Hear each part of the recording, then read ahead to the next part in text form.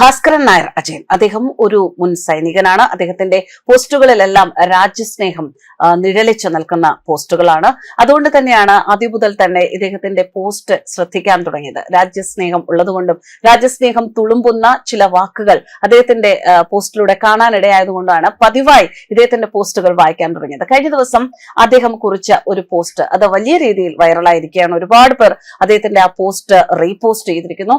എന്തായാലും ഈ പോസ്റ്റ് ഞാൻ വായിക്കാം. കേരളത്തിലെ ചിലർക്ക് ചുമ്മാ ബടായി പറയാനായി ചങ്കിലെ ചൈനയുടെ തള്ള്.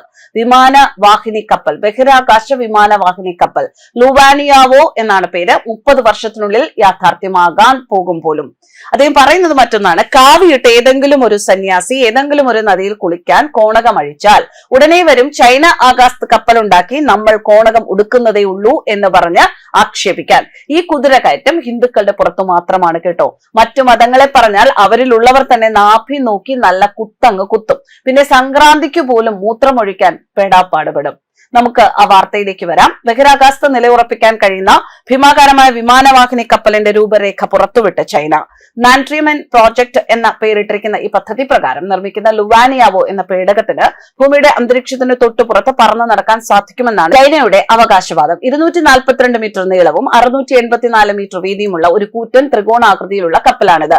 ലോകത്തിലെ ഏറ്റവും വലിയ വിമാനവാഹിനി കപ്പലായ അമേരിക്കയുടെ USS ജെറാൾഡ് ആർ ഫോർഡിനേക്കാൾ 2 ഇരട്ടി നീളവും 3 ഇരട്ടി വീതിയും ഇതിനുണ്ടാകും. സുവാൻ നു എന്ന് പേരിട്ടിരിക്കുന്ന 88 ആളില്ലാ യുദ്ധവിമാനങ്ങളെ വഹിക്കാൻ ഈ കപ്പലിന് ശേഷിയുണ്ടാകും. ബഹിരാകാശത്തു നിന്ന് ഭൂമിയിലെ ഏത് ലക്ഷ്യസ്ഥാനത്തേക്കും ഹൈപ്പർസോണിക് മിസൈലുകൾ തൊടുക്കാൻ ഇതിന് സാധിക്കും. ചൈനീസ് ഔദ്യോഗിക മാധ്യമമായ CCTV പുറത്തുവിട്ട വീഡിയോ പ്രകാരം അടുത്ത 20 മുതൽ 30 വർഷത്തിനുള്ളിൽ ഇത് യാഥാർത്ഥ്യമായേക്കും. 2045നും 2055നും ഇടയിൽ ലുവാനിയാവോ സജ്ജമാകുമെന്നാണ് ചൈനീസ് കണക്കുകൂട്ടൽ.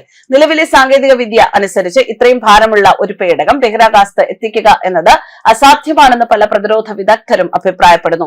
ഇത് അമേരിക്കയും മറ്റ് എതിരാളികളെയും ഭയപ്പെടുത്താനും ചൈനീസ് ജനതയുടെ ആത്മവിശ്വാസം വർദ്ധിപ്പിക്കാനുമുള്ള വെറും പ്രചാരണം മാത്രമാണെന്നും വിമർശനമുണ്ട്. ലേസർ തോക്കുകളും മൈക്രോവേവ് ആയുധങ്ങളും ഉൾപ്പെടെയുള്ള അത്യാധുനിക സംവിധാനങ്ങൾ ഈ പദ്ധതിയുടെ ഭാഗമാണെന്ന് ചൈന അവകാശപ്പെടുന്നു. ഇനിയിപ്പോൾ ചങ്കിലെ ചൈന പ്രേമികളായ യൂട്യൂബ് ചങ്ങുകൾ ലോകം പേടിക്കണമെന്നും ലോകം ഇനി ചൈനയുടെ കൈപ്പിടിയിലാണ് എന്ന് പറഞ്ഞ് കഥകൾ ഇറക്കും. എടാ ചെറുക്കന്മാരെ, ഓപ്പറേഷൻ സിന്ദൂർ എന്ന് കേട്ടിട്ടുണ്ടോ? പാകിസ്ഥാന്റെ എയർ ഡിഫൻസ് സിസ്റ്റം കൈകാര്യം ചെയ്തത് ചൈനയാണ്. എന്തൊക്കെയായിരുന്നു? അവസാനം ഇന്ത്യയുടെ ബ്രഹ്മോസ് ചെന്ന് ഉഴുതുമറിച്ചിട്ട് ആസനത്തിൽ ചവിട്ടും കൊടുത്തിട്ടാണ് തിരികെ വന്നത്. കൊല്ലക്കുടിയിൽ ചെന്ന് സൂചി വിൽക്കാൻ നിൽക്കല്ലേ മോൻ, ചെന്ന് കമ്മ്യൂണിസ്റ്റ് ചൈനയെ കുറിച്ചും വാഴക്കുലയെ കുറിച്ചും 2 പാട്ട് തയ്യാറാക്കുക. ഇത് ഭാരതമാണ്. ആരുടെയും മുന്നിൽ മുട്ടുകുത്തില്ല എന്ന് അമേരിക്ക വീമ്പ് പറഞ്ഞ പാറ്റേൺ ടാങ്കിന് വെറും 303 റൈഫിൾ കൊണ്ട് മുട്ടുകുത്തിച്ച ഇന്ത്യ. ഇങ്ങനെയാണ് ആ പോസ്റ്റ് അവസാനിക്കുന്നത്. ഞാൻ തുടക്കത്തിൽ പറഞ്ഞതുപോലെ തന്നെ അദ്ദേഹത്തിന്റെ ഓരോ പോസ്റ്റിലും രാജ്യസ്നേഹം നിഴലിക്കുന്ന പോസ്റ്റുകളാണ്. അത് വായിച്ചു കഴിഞ്ഞാൽ ഏതൊരു രാജ്യസ്നേഹിക്കും 100 വട്ടം കൈയടിക്കാൻ തോന്നുന്ന പോസ്റ്റുകൾ. News desk കർമ്മസ്.